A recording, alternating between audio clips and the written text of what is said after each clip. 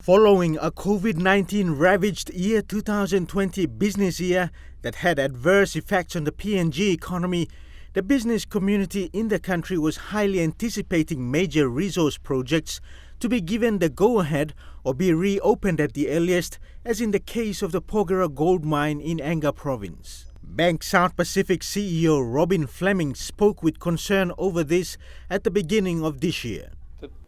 2020 we experienced a number of factors which influenced the economic activity and the number of people in full-time employment. We had the COVID, which did see some businesses have to realign and restructure their workforce to meet lower demand and lower profitability.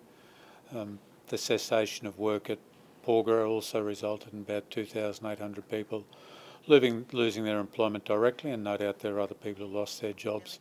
Soon after, Prime Minister James Marape provided some hope during his speech at the Back to Business breakfast, signalling to make major announcements on key resource projects in the weeks that were to follow.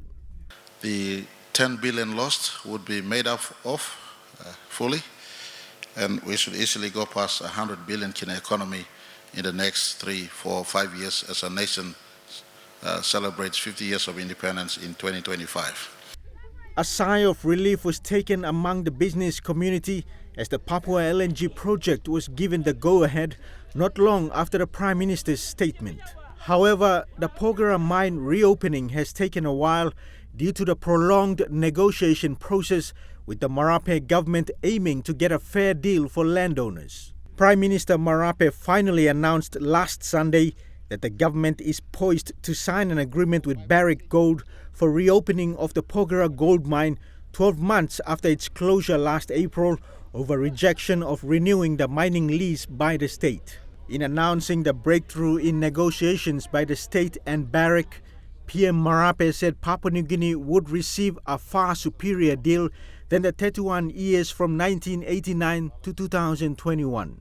In acknowledging the government's announcement, Nasfund CEO Ian Tarutia said today that following the closure of Porgera Mine in April 2020, many direct employees and contractors have been hard hit, with the fund playing its part in providing relief through unemployment benefit payments for eligible members. Mr. Tarutia said whilst Nasfund continues to support its members through service offering, it also reminds its members that superannuation should only be utilized when they retire, not whilst they are still within the age of active employment. Against the backdrop of limited high-impact economic activity, CEO Tarutia says this announcement by government is welcomed as it will boost investor confidence in PNG's economy, but more importantly provide jobs for many, most of whom are Nasfund members. Dennis Orere, National EMTV News.